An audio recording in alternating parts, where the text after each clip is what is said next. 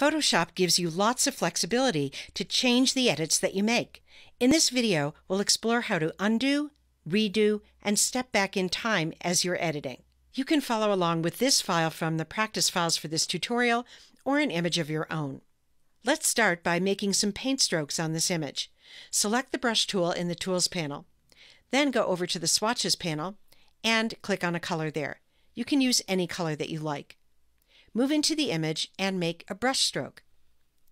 By the way, if your brush tip isn't big enough, go up to the options bar for the brush tool. Click on the brush picker and set the size there. I'll click off of that picker to close it. Let's make a couple more strokes. Go to the Swatches panel again, select another color, and stroke. And let's do that one more time. So let's say that you want to get rid of the last action that you did in Photoshop, in this case, making that pink stroke. The quick way to do that is to use a keyboard shortcut, Command+Z on the Mac or Control+Z on Windows, which I'll do now.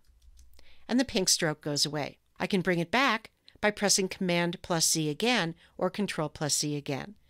So that keyboard shortcut is a toggle for undoing and redoing the last action that you took. If you prefer to use a menu command rather than the shortcut, you can go up to the Edit menu, and there you can choose Undo, and Photoshop even tells you what action you're going to undo. And then Edit and Redo. Now, what if you want to undo more than just one step? In that case, go up to the Edit menu, and this time choose Step Backward. And you can do that up to 50 times by default. And each time, you're stepping back one action, one step in time. Similarly, you can step forward one step at a time. Edit, step forward. Edit, step forward.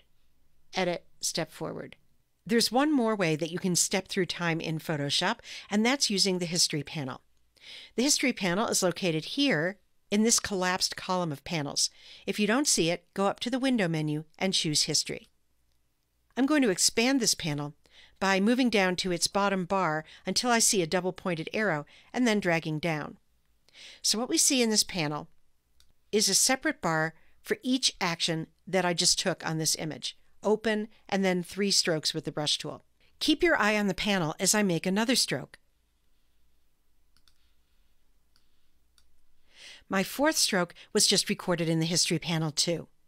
Now let's use another tool to see how it's recorded. Go to the Tools panel and this time select the Dodge tool, which is used to make things lighter. The Dodge tool also has a brush tip, just like the brush tool. To make the Dodge tool tip bigger, go up to the options bar for this tool, and there you have a size slider that you can drag. And then click in a blank area to close the brush picker. Now come into the image and let's drag over the leaf a couple times. Each time I release my mouse and then drag again, another Dodge tool state is recorded here in the History panel. The beauty of having these states in the History panel is that you can step back through them one by one, like this, or you can jump to a particular state, like this. And each time you do that, everything in the image changes to the way it looked at that state, at that point in time. You also can step forward or jump forward in time in the History panel, like this. 2 things to keep in mind about the History panel. If you do go back to a previous state, let's go back here, and then you do something else. Let's say I dodge in this area of the image. Keep your eye on the History panel, and you'll see that everything after the state I'd gone back to disappears. It's as if you went back to a fork in the road and took a different path. Everything on the first road beyond the fork disappears. And the second thing to keep in mind is that when you close the image, whether or not you save it, your history disappears. And the next time you open the image, the History panel will be cleared out and will start again with a fresh history. Now, if the History panel isn't your cup of tea, you can rely on the simple commands in the Edit menu instead. Undo for single undos and Step Backward for multiple undos. Either way, you have lots of flexibility to correct any mistakes or try new approaches as you edit an image.